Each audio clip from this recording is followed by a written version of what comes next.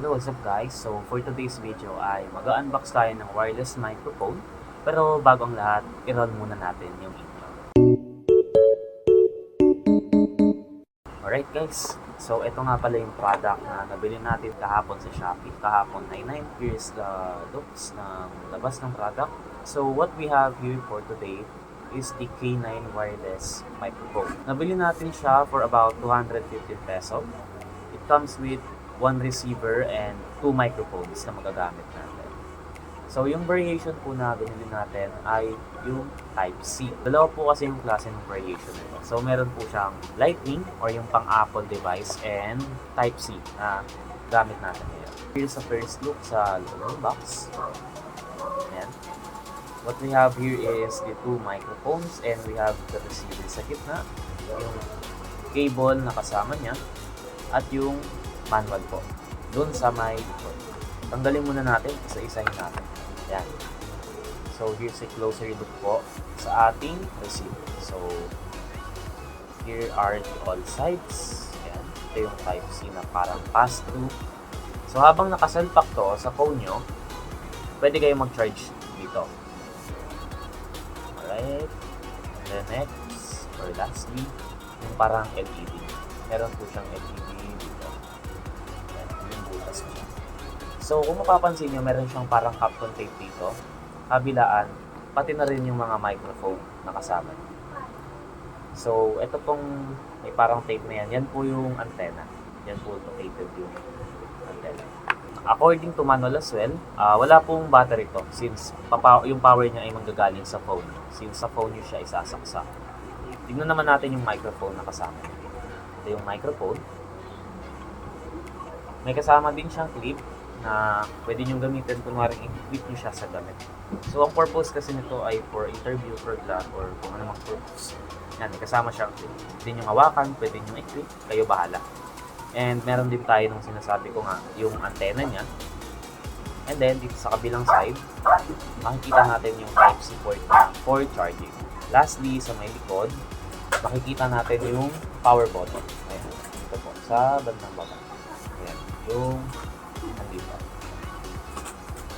Up front, makikita din natin yung LED indicator niya. Hindi pa kasi kita ngayon. At meron din siya ditong parang windshield na detachable. Ngayon, yung mga nagtatanong sa inyo, paano siya i-connect? So, yun yung i-demo natin ngayon. So ayan guys, nakalipat na tayo ng camera. So, paano siya i-connect yung may taas? So, ngayon papakita ko sa inyo. Ito po yung receiver natin. First, i-connect po natin yung receiver natin sa phone. Yan. After that, pupunta tayo sa may settings. Then, iba-iba kasi ito eh. So, pwede nyo i-search dito or hanapin nyo sa settings nyo. Hanapin po natin yung OTG. So, i-on po natin yung OTG settings. In my case, sa phone ko na Realme, dito siya makikita. Additional settings, ayan, OTG connection. On natin siya. So, pagka-on nyo nun, makikita nyo dito sa gilid, may parang ilaw siya na kulay pula, LED. Yan, nag-blink siya. So, meaning nasa pairing mode na siya. Pa tayo ng isang mic, yung power button dito, hold natin siya. Mag-blink yan ng red, green, red, green. Pag nag-steady na green, nag-steady din to, connected na silang dalawa.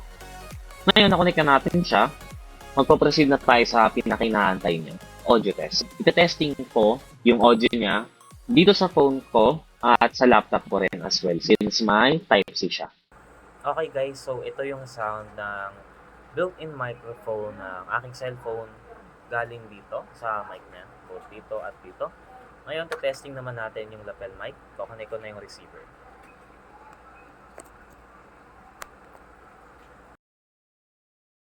Ang sound ngayon na nanggaling dito sa lapel microphone.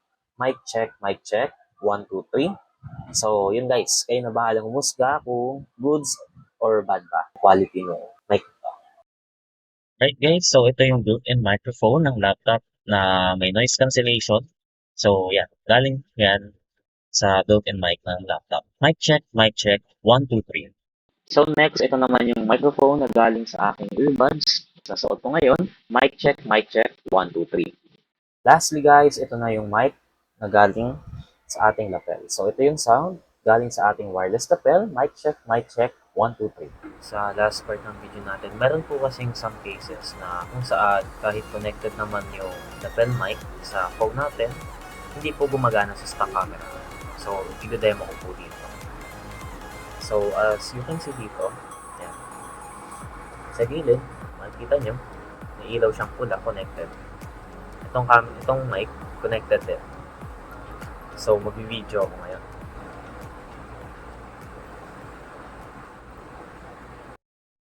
Sound check, mic check, 1, 2. So, kung makikita nyo, dapat malinaw yung audio. Kahit nakalayo na yung mic. Pero hindi siya gumagana sa stock camera app ng phone na to.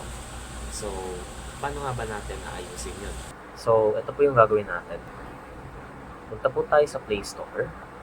And then, punta tayo sa search, download natin yung Open Camera. Yan. Install natin siya. Right, so pagka-install po natin, allow lang natin. Open po natin tong settings na part. Punta tayo dito sa may video settings. And then, pagka-click natin ng video settings, click natin tong audio source. At click po natin yung external mic. After nun, pwede na tayo makapag-record using Open Camera app na gamit yung mic. So, magte-testing tayo ngayon.